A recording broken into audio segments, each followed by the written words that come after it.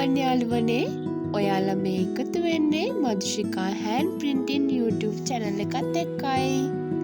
මුලින්ම අපේ channel එක subscribe කරලා bell icon එක click කරලා අපිත් එක්ක එකතු වෙන්න. දැන් මම මේ සූදානම් වෙන්නේ මේ තිරේ පෙන්වන charm මල්ලිත්තක ආකෘතියක් යොදාගෙන අපි නිර්මාණය කරපු පාට දෙකක සාරි දෙකක් ආර්ට් වර්ක් එක කරේ කොහොමද කියලා ඔයාලත් එක්ක බෙදා ගන්නයි. වීඩියෝ එක ගොඩක් දික් වෙන නිසා මම ඔයාලට පෙන්වන්න යන්නේ ලාරෝස පාට සාරියේ ආර්ට් වර්ක් එක උනේ කොහොමද කියලා. ලා දුඹුරු පාට ඒ සාරියේත් මෙන්න මේ විදිහටම තමයි ආර්ට් වර්ක් එක කරේ. මුලින්ම අපි සාරියේ ආර්ට් වර්ක් එක කරන කොටස ආර්ට් වර්ක් එක කරන මේසේ උඩ දිගහැර ගන්නවා.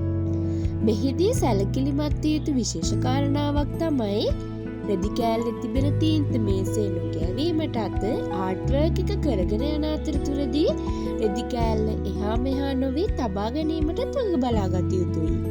දැන් මේ ඔබ දකින්නේ මෙම සාරිය තුළ ආර්ට් වර්ක් එක කරගෙන යන ආකාරයයි.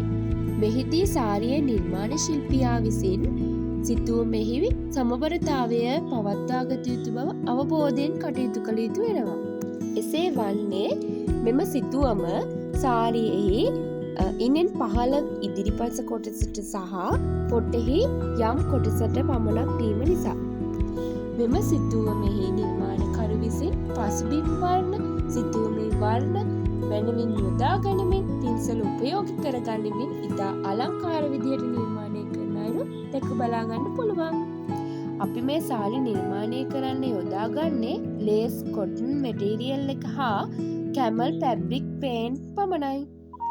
මෙන්න මේ වගේ අවසන් නිමාවක් තමයි දැක ගන්න පුළුවන් වුණේ. ඉතින් මේ වගේ නිර්මාණයකුත් එක්ක ආයෙත් දවසක හමු වෙන්නම්. සුබ දවසක්. මතක ඇතුව අපේ channel එක subscribe කරලා යන්න ඕනි එහෙනම්.